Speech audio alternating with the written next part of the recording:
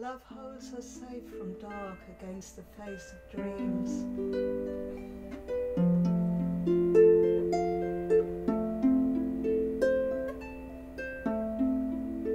Her seams of song are cut to rhythm's pulse.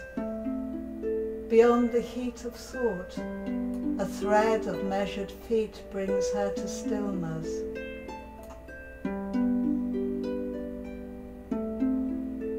In an ecstasy of dance.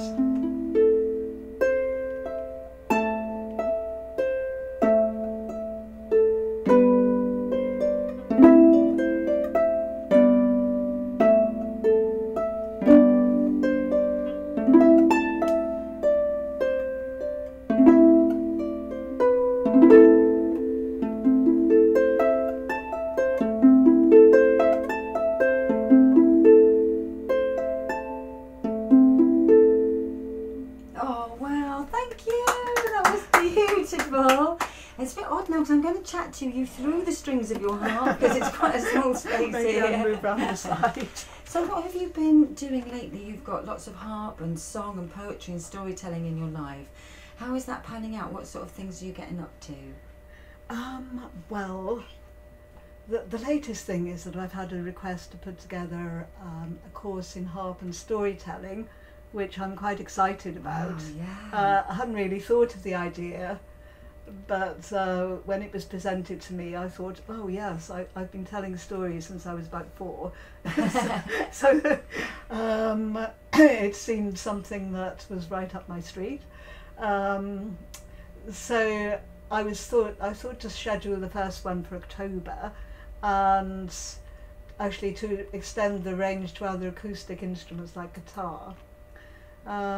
So basically, it's about learning to intuitively let words and music flow together. Well, that sounds like something that I should be involved in then, Hazel, isn't it? Get my name down, but that sounds fabulous. And will you hold that up at your Golden Hill Centre then? That's right, yes. Do you want to say a bit about the Golden Hill Centre? Yes, it's a centre that we created in a sense. We live on a farm near Carmarthen, 6 miles northeast of Carmarthen. And we had a range of old outbuildings that were full of junk. And we're in rather bad condition with holes in the roof. And at the time, my husband was made redundant and my son just finished doing his PhD. So they both needed jobs. So we actually got a job creation scheme to renovate the outbuildings. And it looks create a centre. Beautiful up there, Hazel. I came to the launch and it's just idyllic, isn't it? The views and the whole architecture. And of course you've got your own art gallery within one of the barns, haven't you? That's right. It's an art gallery and a studio because I paint too. And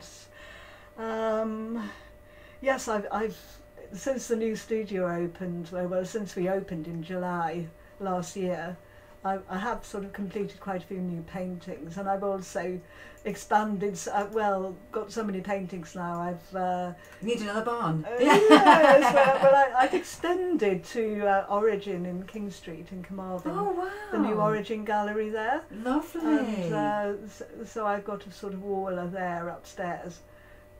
Which is great because then people will see your work when they're in town and be able to come down to the Golden Hill.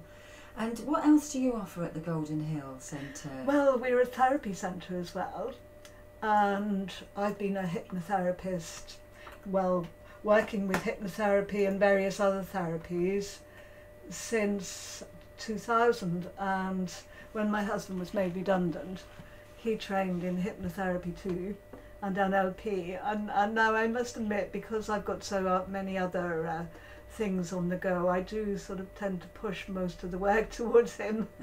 Do you find that the things you know, though, by being a hypnotherapist, do they become integral to the way you view the world? Yes, because I'm not just a hypnotherapist. I've trained in a number of alternative approaches, and I suppose that basic knowledge actually affects the way I see things around me, and the way I see people interacting around me, and I suppose, you know, it's like when you've got a tool set, it becomes something that you inevitably use. Yes, yeah, well, I'll watch myself then. So Hazel, why did you want to get involved in Celtic Womenfest?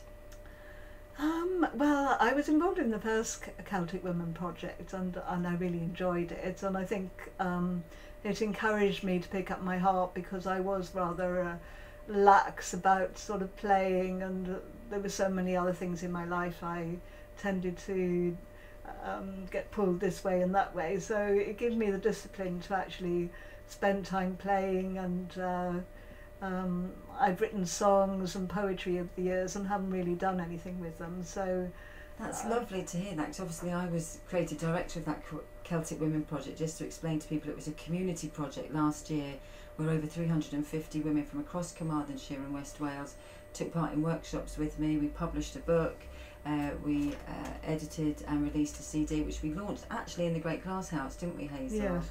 And then we held a Celtic Women concert series after that, which you took part in. Yes. Which was your first sort of major gig really in the Theatre Botanic there, wasn't it? And you That's had a right, great yes. audience, and your daughter came up and sang with you, which was lovely. And then from that, David Hardy, who's the marketing and communications manager as well as the programmes and events manager for the garden, said, look, you know, the Celtic Women Community Project was fabulous, the Celtic Women concert series has been amazing, would you like to do something in the summer, a women's music event in the summer? It's like, yes, we can do Celtic Womenfest 2012. And the reason why I'm calling it CW12, Hazel, is that I'm hoping there'll be a 13, 14, 15, and all these youngsters that are coming along and joining us for the event. I'm hoping they will learn how to do events, and when I'm an old lady in a wheelchair, when it's CW40, that they'll be able to put WD40 on my wheelchair and bring me along, you know. And that's the lovely thing about Celtic Womenfest. We have got acts like Esther Kane, Emma Payne, Sarah Passmore, and the wonderful Gemma Kreiser, who are local musicians, up-and-coming musicians. Gemma's a great supporter of the Tin Shed experience in Larne. I know she's done a lot of work for them, and that's a great venue. I've been down there quite a bit. It's a really nice place to go. And these young women are coming and giving their songs alongside us, you know, who have been doing it for like sort of 30, 40 years. You know, I've been performing since I was 12 or 13, and I'm 47 now, so you work out the math, because I'd rather not. And we've got Jen Wilson, again, a local person from Swansea, who set up Women in Jazz. We've got Amy Wadge coming from Cardiff, and she works for the BBC as a presenter, fantastic singer-songwriter. And when she first came out of college nearly 20 years ago, she came and performed at my first ever women's music event, which was at Club Yvonne Bach all those moons ago. And here she is now joining me at the National Botanic Garden of Wales. So I'm really touched by that, especially considering that her recent songwriting collaboration with Ed Sheeran has seen him release an EP on his website called Songs I Wrote with Amy. And given that his album's gone platinum, that's brilliant news for Amy as a songwriter. That's one of our leading Welsh singer-songwriters. We've got Heather Jones, lovely, beautiful, bilingual folk singer. Again, had television programmes on S4C and is still touring, and she's coming as a patron to the event. And of course, Sian James, who you will be very aware of, Hazel, who also is a Welsh harpist, award-winning Welsh harpist, and spoken word and song with harp. So really amazing patrons. And then we've got all people sort of in between beginners, up and coming, experienced and extremely experienced, all coming together in this sort of intergenerational bridge that kind of brings that gap into nothing. There is no gap. Music is a great way of bringing people together. So whether it's wet like today, or whether it's sunny like it was yesterday, we will have a fantastic time, because we've got our wet weather contingency, which will be good news when you're carrying your harp in, Hazel, won't it? Definitely. Yeah, because thanks to the help from the guys here at Radio Tircoed, who've been so supportive of Celtic Womenfest, we managed to carry it in under a blanket and cutch it in, didn't we? Yes. Yeah. And Hazel, do you have another spoken word piece for us there? Well, I've got a song and another spoken word piece. Shall we have the spoken word piece? Okay. What's this one? This is a short poem called Spring that I wrote this spring. Oh, funny that, yeah. We could do with that today, couldn't we? Yes. Yes, it's sort of, it creates a sort of different mood to the weather outside. Yeah. Thanks, Hazel.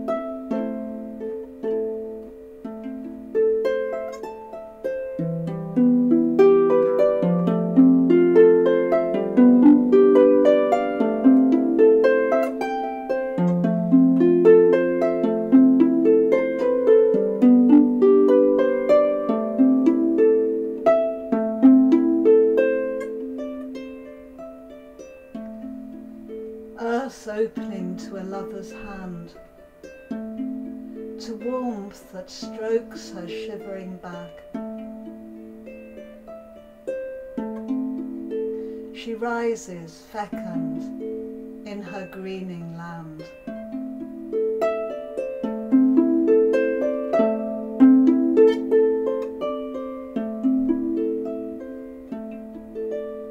Delight spills into song.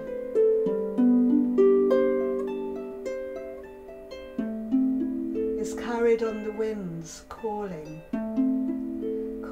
an end to the long, slate-silvered days.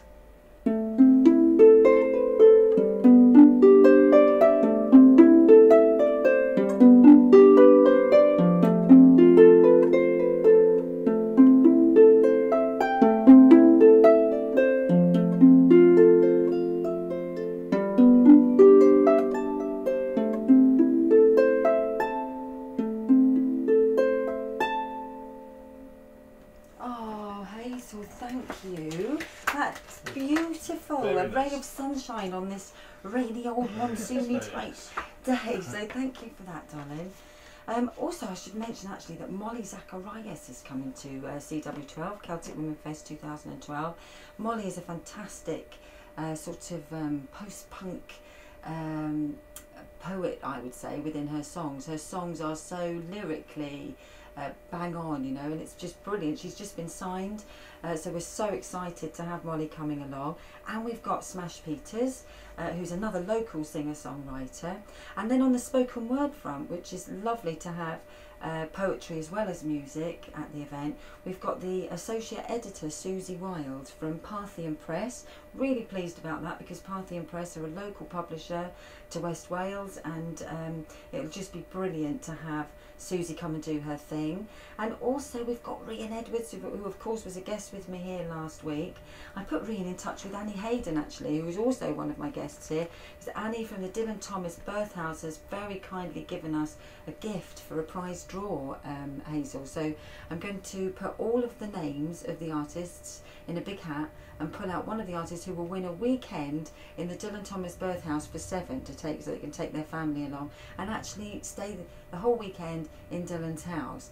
And people were saying, well, why are you doing that just for the artists? And the reason for that is because all of the artists, and there's over 50 acts, which makes us now the biggest all-women lineup at a festival in the UK, have given their time for nothing, essentially. Some of them have had a bit of petrol money if they're coming from a long way away, but people are coming for love. So I shouldn't say they're coming for nothing, they're coming for love, and we are all giving our time on the 26th and the 27th of August, because the National Botanic Garden of Wales is a charity, folks. You know, it's run with quite a small team of paid workers, and the rest are all really committed volunteers. And I've got loads of volunteers that are joining us for the event. There's the garden volunteer crew who are going to be doing all the teas and coffees and biscuits for the artists. We've got the backstage crew, some of the leading women in backstage music. I can't believe that they volunteered to come. We've got Ruth Excel, who's the founding member on the committee for Pontardawe Festival and worked backstage there for over 25 years, along with Lynn Gent, who did the same. We've got Kate Strudwick, who's the creative director of Head for Arts, offering community arts in 4 counties across the Heads of the Valleys. These are some of our leading women in arts administration, if you like, and management, and they have, you know, emailed me and said, please, can we come, we want to help out backstage, which is just fabulous for me because it means I've got this great team front and back of house. So I'm so blown away by that. And of course today, Hazel, you've come in, bless you, and it's your birthday. I just want to do this. Happy birthday to you, happy birthday to you, happy birthday dear Hazel, woo! Happy birthday to you. And as we come to the end of the time here now for CW12, perhaps if you could give us a song before we finish, Hazel, that would be lovely. What's it about, lovely? It's called I Am Life. And how did you come about writing it? Well, actually, I wrote it last, not the spring just gone, the spring before. And it was a beautiful spring day. I like spring days. And I was out in the garden, and the inspiration just came. Well, let me tell you as well, your garden is an inspirational place to be, isn't it? It's not just an ordinary garden, folks. If you do get a chance to go to the Golden Hill Centre, I mean, it is beautiful, Hazel. What you've done there is just amazing. And I love that huge, like, glass wall in your lounge that just looks out over the Carmarthenshire countryside.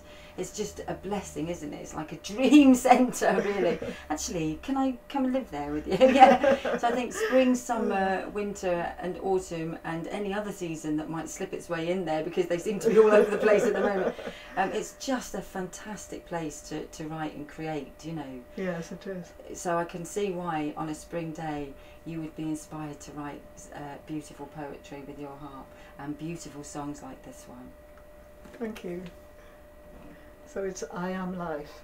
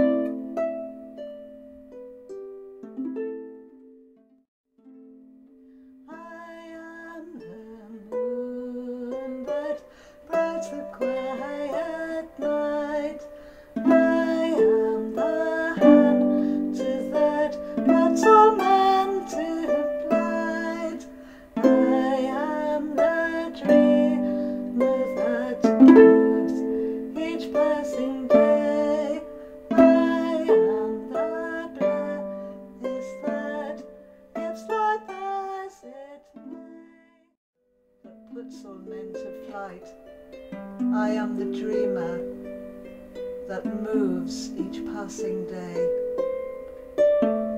I am the bliss that gifts life as it may.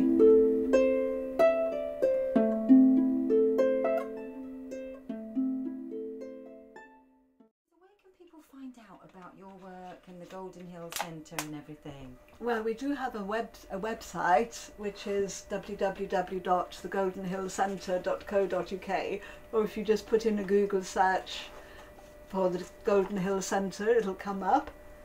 So I do have a telephone number, but maybe that's hard for people to remember. Yeah. And are there all pictures on the website and everything? Well, the actual Golden Hill Centre refers people on to the Golden Hill Arts Centre, a Golden Hill Arts website which has got pictures on it. Lovely. And we can't wait for you to come to CW12. It'd be fabulous to see you there, along with all of these other amazing women. Don't forget, we've got Rachel Hargrave, who's going to be giving us a drum workshop. Of course, you know Rachel, Hazel, don't you? She's one of my friends on Facebook. Yeah. Yes, yeah. That's funny old Facebook, isn't it? How we're Yes. kind of linked together. Rachel's got a lovely energy about her, and she's going to be bringing some of her drumming group and sharing that through a workshop with people. And then we've actually got that's on the Monday, but on the Sunday we've got a performance from Taryn, which is Welsh for thunder, and they're a percussion group again based in the Swansea area, from all around. And the person that brings them together is Patricia McKenna, who is a fantastic musician, artist, poet, gardener. You know, everything she does seems to be amazing. Beautiful, beautiful energy. So that's her percussion group, Taryn. And I'm not sure if I mentioned, but Lorraine King has come into the lineup, so we're really chuffed about that yesterday. I asked Lorraine ages ago, because she's a lovely, funny lady, just very, very good fun to be with, if she would take part in the festival. She was booked elsewhere to do an ABBA tribute, no less, which apparently, you know, is quite a little earner, so I might be knowing me, knowing you very soon myself if things get a bit tough. But Lorraine is a gifted singer-songwriter. She's worked for years for the BBC, writing live on radio. She's a playwright, and she also sings in a sort of 1940s duet. She's an amazing woman, and we're very, very, very privileged that she's going to give her time, and because she's been cancelled on that Sunday, she's coming to us instead. Thank you there, loss is our gain. So you can see Lorraine King. She'll be on in the sort of late afternoon on Sunday the 26th.